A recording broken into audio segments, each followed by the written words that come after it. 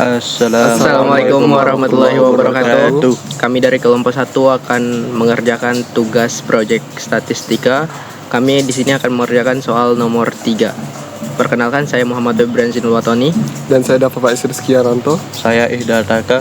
Langkah pertama yang harus kita lakukan adalah, pertama kita akan menentukan range, yang kedua menentukan banyak kelas, yang ketiga menentukan interval, yang keempat kita akan menentukan batas bawah kelas pertama. Di sini kita akan menentukan range. Rumus range adalah data terbesar dikurangi data terkecil. Di sini nilai terbesarnya adalah 99 dan nilai terkecilnya adalah 35. Ketemu nilai range-nya yaitu 64. Setelah kita menentukan range, kita akan menentukan banyak kelas. Rumusnya adalah K sama dengan 1 ditambah 3,322 log N. N adalah banyaknya data. Di sini 1 plus 3,322 log 80. Nilai dari log 80 di sini adalah 1,9030. Setelah itu kita jumlahkan atau kita kalikan yang 3,322 dikalikan dengan 1,9030, ketemu nilai 6,3217. Lalu ditambahkan dengan 1 yaitu 7,3217. Kita bulatkan menjadi 7 untuk banyak kelas. Yang ketiga kita akan menentukan interval. Intervalnya, rumusnya adalah range dibagi dengan banyak kelas. Range-nya tadi sudah ketemu 64, kemudian kelasnya juga sudah ketemu 7, jadi 64 dibagi 7 nilainya adalah 9,1428. Di interval kita ada dua, yaitu minimum interval dan maksimum interval. Di sini minimum intervalnya adalah 9 dan maksimal intervalnya adalah 10. Lalu batas bawah kelas pertama adalah 35 karena data terkecilnya adalah 35. Bisa juga kita menggunakan 34 dan seterusnya. Tapi kita akan memilih 35 saja untuk memudahkan dalam pengertiannya. Lalu nanti di dalam tabelnya kita akan menggunakan interval maksimum yaitu 10 karena supaya meminimalisir kesalahan. Baiklah, saya akan melanjutkan. Jadi kita memakai intervalnya itu 10. Bisa dilihat di sini. Kelas pertama batas bawahnya 35, kelas kedua 45 dan seterusnya. Jadi ini bedanya itu 10. Lalu di sini 44 ini kenapa bisa 44? Karena kita mengurangi nilai dari batas bawah kelas kedua. Batas bawah kelas kedua ini dikurangi satuan terkecilnya. Satuan terkecilnya itu yaitu 1, sehingga bisa didapatkan 44 supaya nanti di kelas pertama itu nggak double. Jadi kan kalau misalnya ini 35 hingga 45, jadi kan dia double tuh nilainya. Lalu ada frekuensi ini kita dapatkan dari nilai data dari tabel yang sudah kita tampilkan tadi. Selanjutnya begini hingga 80 data. Selanjutnya kita akan mencari tepi kelas, dan tepi kelas ini terdiri dari dua jenis, yaitu pertama itu ada tepi bawah kelas dan ada tepi atas kelas. Untuk tepi bawah kelas itu rumusnya batas bawah dikurangi setengah dikali satuan terkecil. Satuan terkecilnya itu yaitu 1 karena dia tidak ada koma di belakangnya, sehingga bisa kita dapatkan 35 dikurangi setengah kali 1 sama dengan 35 dikurangi 0,5 sehingga menghasilkan 34,5. Dan ini untuk tepi bawah kelas ke 1. Selanjutnya ada tepi atas kelas. Tepi atas kelas rumusnya itu batas atas ditambah setengah dikali satuan terkecil sama dengan 44 ditambah 0,5 menghasilkan 44,5. Dan ini untuk kelas ke-1 supaya kita tidak mencari-cari hingga kelas ke-7, supaya kita tidak ribet gitu ya. Kita bisa menambahkan tepi bawah ini dengan intervalnya, dengan interval yang sudah kita dapatkan tadi. Jadi 34,5 kita tambahkan dengan 10 menghasilkan 44,5 dan seterusnya hingga kelas ke-7, hingga batas atas kelas ke-7. Selanjutnya kita akan mencari titik tengah.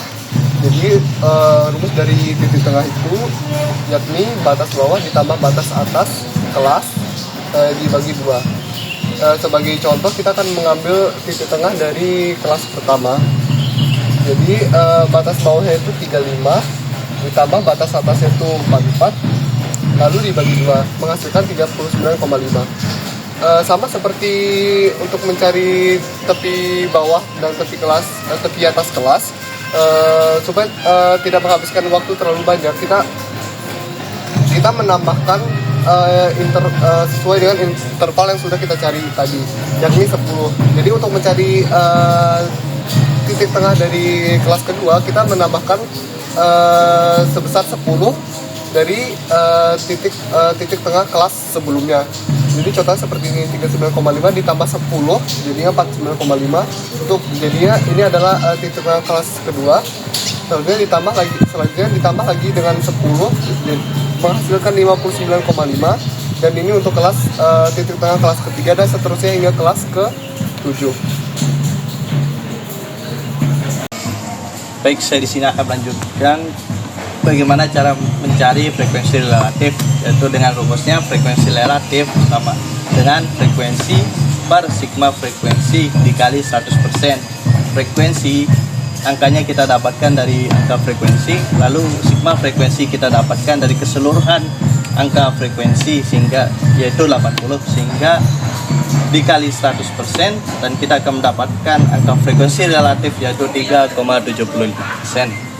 Selanjutnya untuk mencari di frekuensi relatif kelas kedua sampai seterusnya, kita hanya perlu mengganti angka frekuensinya dengan frekuensi kelas-kelas selanjutnya, sehingga nanti kita akan mendapatkan angka 3,75% untuk kelas kedua, 10% untuk kelas ketiga, dan seterusnya. Dan jika frekuensi relatifnya kita jumlahkan, maka semuanya akan berjumlah 100%.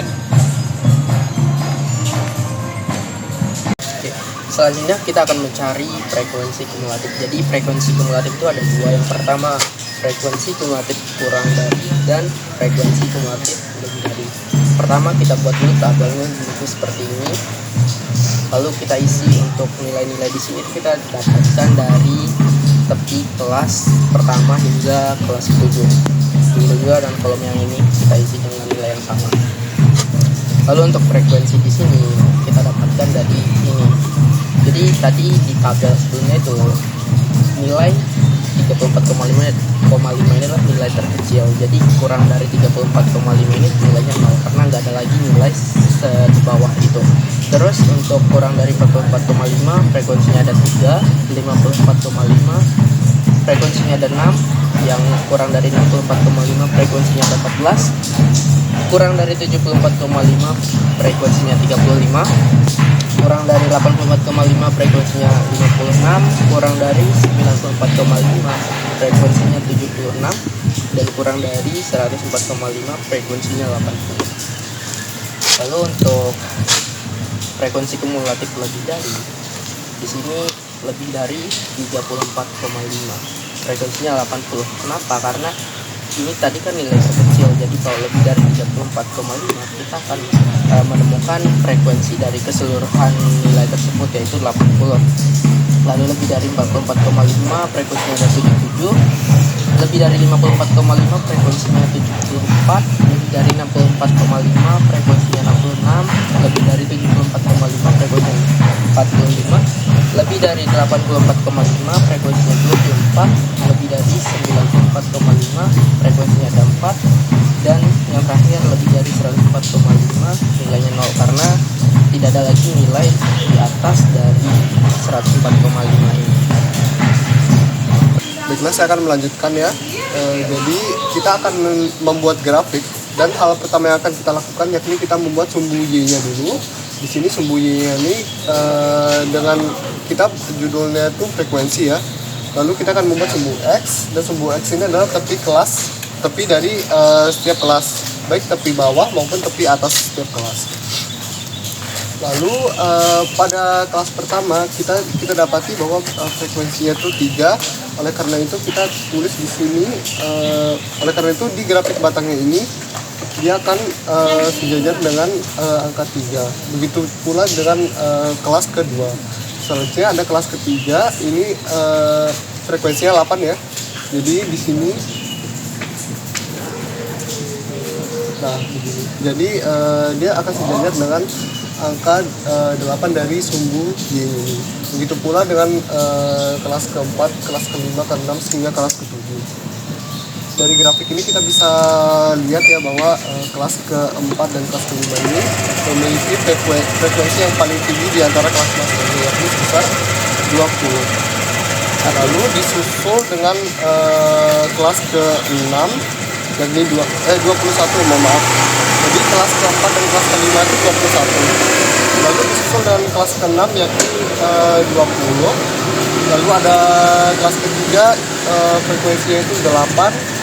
Kelas ke-7 frekuensinya 4, dan yang terakhir itu dan yang paling rendah itu yakni kelas ke-1 dan kelas kedua, yakni dengan frekuensi sebesar 3.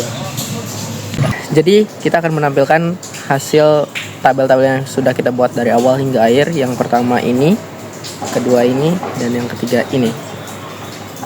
Oke guys, itu dia tadi penjelasan mengenai soal distribusi frekuensi nomor 3. Sekian dan terima kasih. Wassalamualaikum warahmatullahi wabarakatuh.